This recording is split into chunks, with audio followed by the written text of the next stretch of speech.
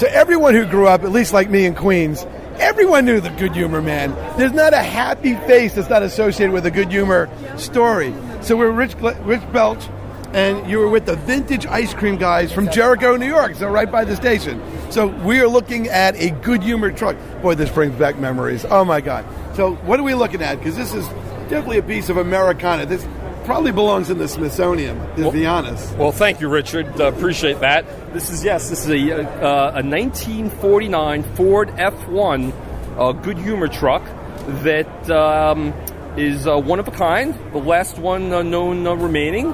And yes, it's truly a piece of art and a piece of Americana. Everybody remembers these trucks as a kid. Everyone stops by the truck and they share a great story. How their mom used to throw nickels out the second-story window in the Bronx. How they used to jump on the back of the truck and open up the truck and throw the ice cream out to their friends. Everybody worked. And the funny thing is, so many people actually had the job of a Good Humor Man. So it's just a lot of fun hearing the stories and watching people walk by and smile. One of my friends was a Mr. Softy, so I could relate in the Bronx. So for our radio audience... just want to mention, the Good Humor truck is the original New York City food truck. The original New York City That's food truck. That's so funny because we did the food truck manufacturers on the show. So maybe we have to put these could we walk over and could you ring the bell? I got it. So and just to let you know, these are the original bells from Belvin Brothers Manufacturing Company up in Connecticut, and they've been making bells for about 100 years now, and they make bells for not only the Good Humor truck, but for the Salvation Army, and more importantly, of course, they make the bells for Santa Claus. Wow, so let's hear it. Let's hear it. And of course, if you notice, the bell size is different. Each bell is a little different, and it's strung differently to have the unique sound of the Good Humor Man. So all right, here we go. That's it. If that doesn't send people out of their cars running into the street looking for the ice cream man, I don't know what does. Well, usually after you hear those bells, you hear stop, stop, stop, and that's how it works. So let's take a look at the truck, because first of all, from a marketing point of view, it's just brilliant. You have the name Good Humor, such a great name. Ice cream, and you got the bar. So I never actually saw what it looks like on the inside. So you open up the back, and what do you see? We have on this truck, it's so old that the actual freezer box is made of oak.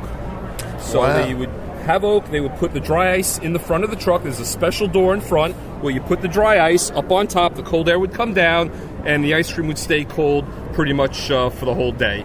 They used to, the sides of these are made of porcelain, which is a very good insulator, and of course the trucks are white because the white would reflect the sun and keep the ice cream as cool as possible. Oh, I thought because of vanilla ice cream. No, it was actually because the white is the best color to reflect the sun and keep the trucks warm. And the uniqueness about these Good Humor trucks, the most important thing is that the sides of the truck, the porcelain, is in good shape. The sides are baked on porcelain, and they look as good today as they did 50 years ago. Wow. Now, I noticed that there's another entry over here. So this is on the passenger side, if you will. Now, what's in here? Is this where the dry ice goes? Well, Rich, the trucks always had two doors. They would have one door in the back, and we'd have one door here on the side, and that would be the passenger side, and that was done because of safety.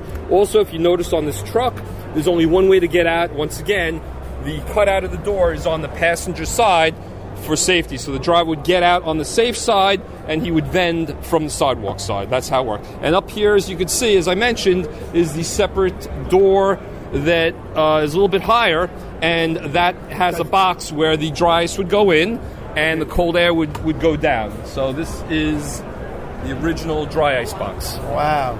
Now, just so the side door, is that the same compartment as the back door? Yeah, it's just one big square. They have a little divider in the front. Okay. But what people remember about these trucks is somehow the Good Humor Man was always able to reach in and get the one thing grab you wanted. what you wanted. And the reason for that is because it was a small little box, and the Good Humor Man always knows where his product is. They would reach in and grab. Every product had its own little spot, and that's how it used to be done.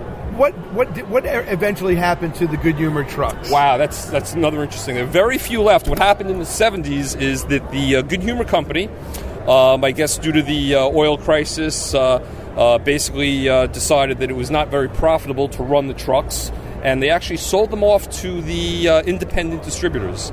A lot of them, and my friend who's a diver could tell you the story better, but apparently a lot of these trucks ended up off of Jones Inlet in the beach as an artificial reef. And my friend tells me today that if you go diving right off of Jones Beach to where the trucks are, since the sides were made out of porcelain and they're salt-resistant, anti-corrosive, if you take your hand and you wipe the trucks, it says Good Humor. So most of these trucks either were dumped or were destroyed or just run into the ground, and there are very, very few left. The best estimate is maybe 30 or 40 trucks left, but I have my trucks are actually one of the very few that are operational. Because I was at a car show in Poughkeepsie, and there was a guy who wore the Good Humor uniform and had his truck out there. Now, it was certainly not as old as this one, because you could tell this is an older model. Right. Now, this is a 1949? Correct. It's a 1949 F1 pickup truck, and what they did with these trucks is they sent them out, and they had them modified. They would add a refrigeration box to these units. This unit actually is a very unusual manufacturer. I don't believe they're in business anymore. But most of these trucks, if you look, were modified by a company called Hackney Brothers, which is actually still in business, and they produce a lot of the Coca-Cola trucks, the roll-up trucks. So Hackney Brothers would then take the original F1s or F100 pickup trucks, add the freezer, and then convert them to Good Humor trucks. Actually, Hackney's still in business because a friend of mine's in the vending business. Yes, sir. And so all right. Still around. In 1949, what would have been the purchase price of this truck in $1949? That's a great question. Whatever it was, I should have bought it. Unfortunately, I wasn't born yet, but eventually we found it. But the ice cream went for as little as a nickel, and we have some photos show the trucks with the 5-cent price tag on it. Now, the photo that we talked about sort of in pre-production, let's take a look at that for 1 second. This was in Rosedale, Queens?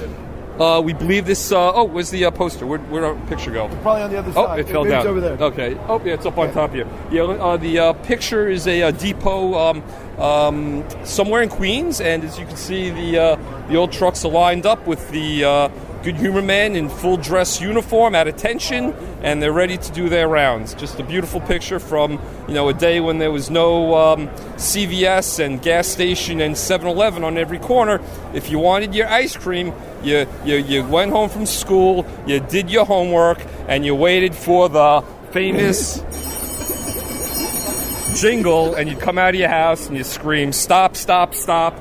You had your treat, you ate your dinner, and it was a real fun, simple time. What was your favorite Good Humor product? Oh, me? It has to be the Candy Center Crunch. I remember that. Yeah. I remember that. Yeah. That was delicious. And the reason that is because the more you eat, the better it gets. All righty. So if people want to know, where do they go? Do they go to Jericho to find you? They go to the web? Yeah, we're on the web. We're the VintageIceCreamGuys.com. You could visit our Facebook page, and we'd be more than happy to help you. All right. So this is Richard Solomon with Richard Black, and bringing back childhood memories. This is awesome. We'll be